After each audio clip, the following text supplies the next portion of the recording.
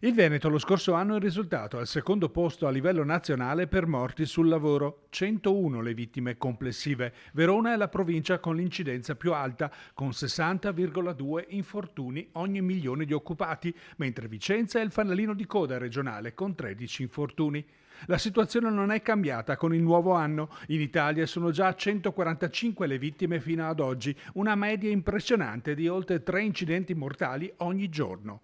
Per tutelare meglio i lavoratori, la CISL provinciale si mobilita e denuncia una pesante carenza. Tutti gli enti e le istituzioni che dovrebbero lavorare per ispezionare che nei posti di lavoro siano rispettate le regole di sicurezza sono sotto organico. L'ITL, ed è solo un esempio, ha 6 ispettori tecnici su 34 in organico in provincia di Vicenza. Stessa cosa riguarda l'INPS, l'INAIL e lo SPISAL. Siamo veramente sotto organico, sono stati tagliati gli ispettori che devono vigilare che le aziende rispettino i posti di lavoro. La frustrazione del sindacato che in questi anni ha lavorato per formare una cultura della sicurezza tra i lavoratori e che vede invece vanificare gli sforzi fatti se mancano controlli e sanzioni verso chi non rispetta le più elementari regole. Non va bene così, per questo faremo una lettera a tutti i parlamentari vicentini in cui chiederemo che si espongano su questo tema e che prendano posizione affinché in provincia di Vicenza e in tutto il paese in maniera generale, laddove c'è il problema,